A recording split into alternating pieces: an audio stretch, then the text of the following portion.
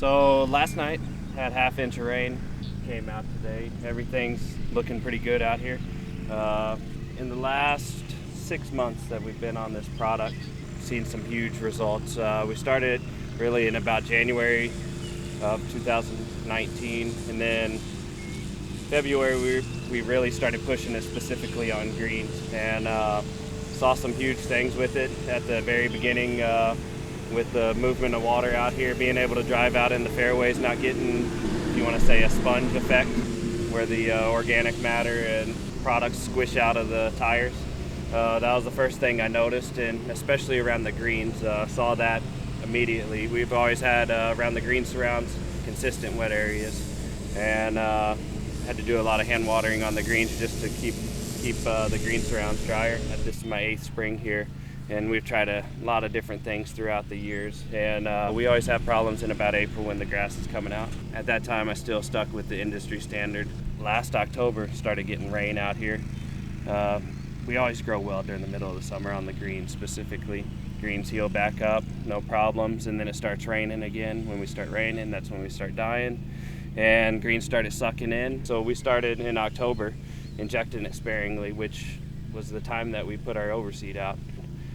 That was the best overseed we've ever had out here, and now we're sitting here in June. Everything's uptaking better, I think, and look around, like these trees, if you look out into the distance, those trees are 18 years old and got 4 to 6 inch caliper only after 18 years. And normally we start burning the trees in the middle of like at this time of the year. Even with the rain, you would still, any time that you watered, it would tip burn no matter what. I've tried a bunch of products, different penetrants, different surfactants, different acids, you name it, I've tried it, and really nothing has dropped the actual sodium. That's the amazing thing right there, is just getting it in the plant, the actual sodium to come down. All last year we ran in the plant, they have rates, their range is 0.01 to 0.04 in the plant. We always ran 0.07, 0.09, all the way up to 0.15. And so I took a tissue test first week of February. It was around 0.09. And we started this product second week of February. My next test was about in March sometime, and we went down to 0.06. And ever since then, it's just continued to stay down lower at 0.05, 0.04. We've gotten down to 0.02 in the plant, and my last one this week came in at 0.04, so we're within the range of sodium. I had the guys actually pull back on their amount that they're watering out there. If we're watering 3 days a week, cut it to 70% instead of 100% of run times. Same thing on the golf course, just backing off what we normally do. I mean, shut down the roughs for several days.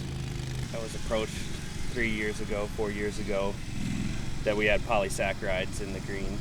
When you start reading about them, all it is pretty much a glue, a binding agent, if you must say. So all your salts, everything's just gumming up in your greens. Number 4 and number 9, historic bad greens, 18 years in the making. We go to number 4 and we dig up that green profile. Normally 8 inches above the gravel.